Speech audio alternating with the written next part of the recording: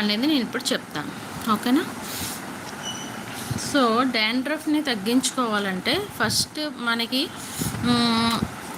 Neem వేపాకు తీసుకోవాలి. వేపాకు, తులసి కూడా బాగానే పనిచేస్తుంది. వేపాకు, తులసి, గరిక చాలామంది తెలీదు అది వాడతారని. గరిక కూడా కొంచెం లిటిల్ బిట్ తీసుకోవచ్చు. సో వేపాకు, తులసి, గరిక, లేదంటే వేపాకు, తులసి, గరిక మీద అంత అవగాహన లేకపోతే అది ఎలా పనిచేస్తుందో అని. సో వేపాకు, తులసి తీసుకోండి. ఓకేనా? వేపాకు, తులసి తీసుకొని అందులో చిన్న అలోవెరా కూడా వేయండి. ఎందుకంటే వేపాకు మన బాడీని కానీ హెయిర్ని కానీ చాలా డ్రై చేస్తుంది. ఓన్లీ వేపాకు అనేది యూస్ చేయకూడదు.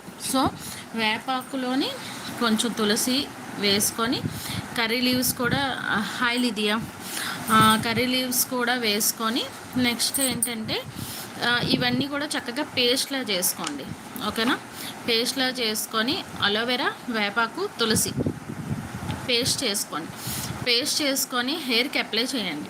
హెయిర్కి అప్లై చేసిన తర్వాత ఒక 20 minutes to half an hour వదిలేయండి.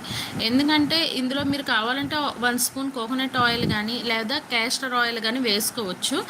ఎందుకు అంటే ఇప్పుడే చెప్పాను, నీమ్ అనేది ఎప్పుడైనా మనకి బాడీని కానీ హెయిర్ని కానీ డ్రై చేస్తుంది.